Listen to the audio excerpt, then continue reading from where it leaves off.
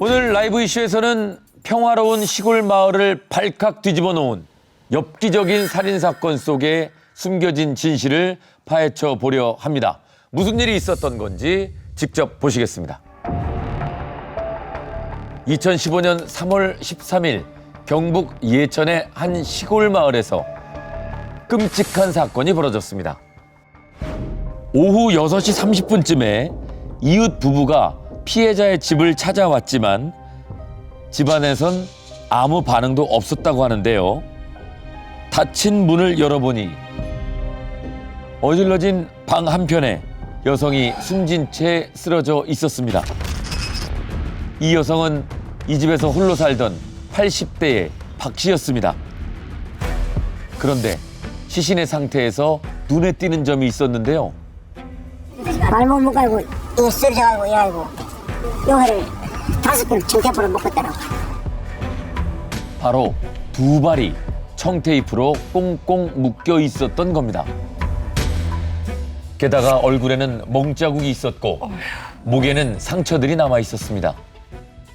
그리고 옷가지를 헤집어 놓는 등 집을 뒤진 흔적까지 발견됐습니다. 대체 80대 박 씨에게 무슨 일이 있었던 걸까요? 사망한 80대 박 씨는 60여 년 전 남편과 결혼한 뒤에 함께 농사를 지으면서 6남매를 낳았고 이 마을에서 평생 살았다고 합니다. 약 3년 전에 남편이 먼저 세상을 떠났고요. 혼자 지내던 박 씨가 누군가에게 살해당한 채 발견된 겁니다. 심지어 그 혼자 사시는 어르신이신데 이런 일을 당하셨다고 하니까 좀 마음이 더 안 좋긴 하네요. 네.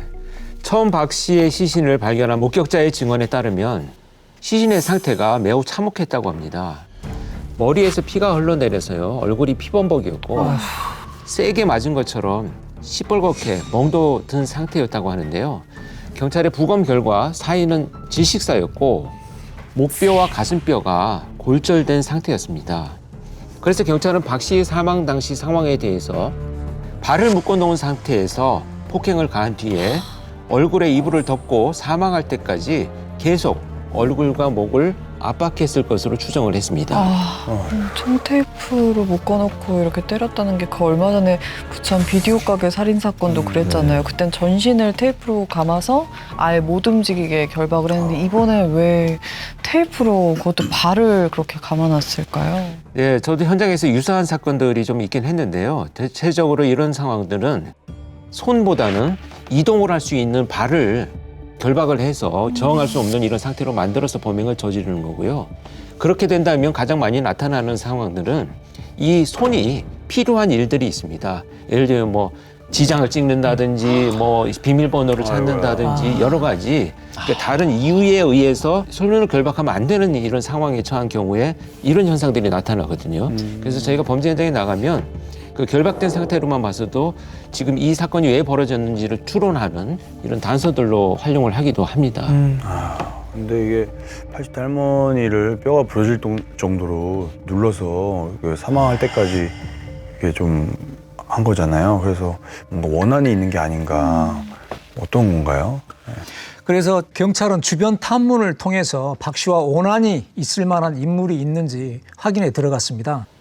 하지만 마을 사람들 모두 박 씨에 대해서 한결같이 성품이 좋고 사람들과 잘 어울렸다고 증언했다고 합니다. 군대에서도 뭐 소통도 좋고 다 좋아요. 그렇지. 그렇지. 그보다 더 좋은 사람이 없지. 아니 시골 마을에서 조용히 농사짓고 평생을 그렇게 마을 주민들하고도 잘 어울리시던 할머니를 누가 저렇게 끔찍하게 살해한 거예요. 근데 아까 말씀하신 거 중에 집을 뒤진 흔적이 있었다고 했잖아요. 근데 혹시 그럼 강도가 뭘 훔치러 왔다가 들켜서 이제 할머니를 이제 죽인다거나 뭐 그런 경우의 수는 없을까요? 그 당시 현장에 출동한 경찰도 방 안에 서랍이 다 나와 있고 옷가지와 가재 도구가 어지럽게 널려 있는 걸 보고 처음에는 단순 강도 사건으로 수사를 시작했다고 합니다. 근데 수사가 진행되면서 면식범에 의한 살인 사건일 가능성에 무게가 더 실렸습니다. 네, 그렇습니다. 우선 이 사건을 박 씨와 일면식도 없는 그 강도의 소행으로 보기엔 좀 무리가 있는 점들이 좀 있었습니다. 경찰 분석 결과 우선 가장 먼저 이 숨진 박 씨가 살고 있는 집의 위치가 강도 소행으로 보기엔 적절치 않다라는 것이 이제 포착이 됐는데요. 그 강도들이 범행 장소를 선택할 때는 기본적으로 두 가지를 봅니다. 하나는 범행하기 용이한가. 두 번째는 범행 이후에 도주하기 용이한가. 그런데 이 박 씨가 살고 있는 집은 이 마을의 가장 안쪽에 위치해 있습니다. 그래서 처음 들어와서 강도를 벌일 집을 물색하는 과정에서 이 박 씨 집까지 올 리가 없다는 거죠. 또 하나의 포인트가 있습니다. 뭐냐면 강도들이 또 범행 대상을 선택할 때 강도를 하는 목적이 돈 아니겠습니까?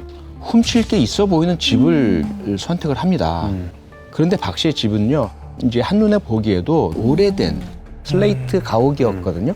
그렇기 때문에 돈을 노리고 온 강도가 굳이 박 씨의 집을 선택을 했다? 이건 좀 납득이 가지 않는 이런 요소가 있었기 때문에 경찰은 아무래도 이 사건은 면식범의 소행이 아닐까라는 그런 추정을 하게 됐다고 합니다. 그러면 이제 박 씨 할머니를 잘 알고 있는 지인이거나 가족일 수도 있겠네요. 네, 아무래도 그런 가능성이 높게 이렇게 좀 추정이 됐고요. 우선 사건 현장에서 딱 들어가자마자 경찰관들이 맞닥뜨린 게 시큼한 이상한 냄새였다고 합니다. 그 냄새 출처를 찾아봤더니 락스였습니다. 그래서 아무래도 그 경찰의 추정은 이 락스는 범인이 현장에 남아있을 자신의 흔적 증거를 지우기 위해서 준비했고 뿌렸고 사용했을 것이다. 이렇게 이제 추정을 하게 됩니다. 청테이프에 락스까지 미리 준비한 거 보면 확실히 박 씨를 노리고 범행을 계획했다는 것 같은데 도대체 누가 그랬을까요?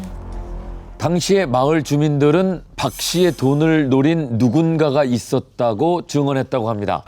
마을 사람들의 증언을 직접 들어보시겠습니다. 낙동강 개발하기 전에 토지가 한 7,000평 점령을 해가 있었어. 정부에서 낙동강 4대 강을 하니까 보상을 해준 돈이 이제 한 6,500만 원을 내가.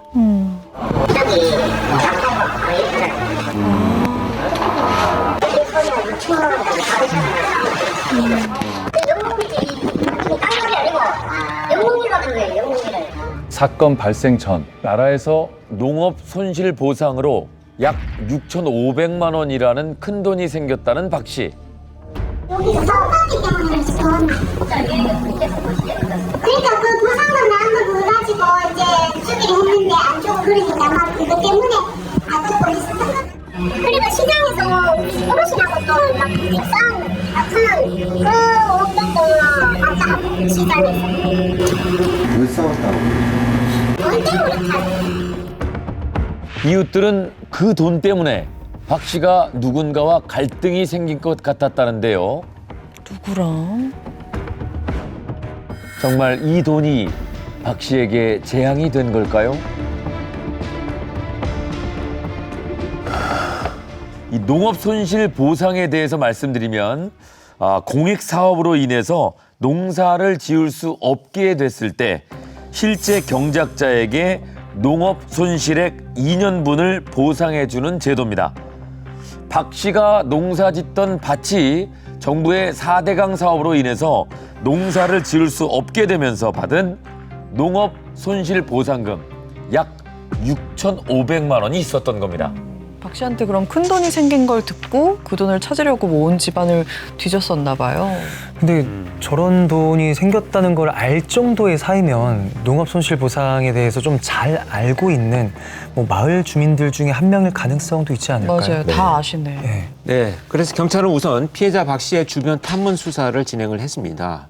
주민들에 의하면 박 씨가 마지막으로 목격된 시간이 사건 전날인 3월 12일 저녁이었다고 하는데요. 마을 회관에 주민 20여 명이 모여서 함께 저녁을 먹었는데 그 자리에 박 씨도 참석했다는 겁니다. 이후에 식사를 마친 박 씨가 집으로 돌아간 뒤에 다음 날 시신으로 발견될 때까지 주민 중에 박 씨를 본 사람은 아무도 없는 상황이었습니다. 경찰은 주민들의 증언을 토대로 해서요. 박 씨의 사망 추정 시간을 12일 밤부터 13일 오전으로 특정했습니다.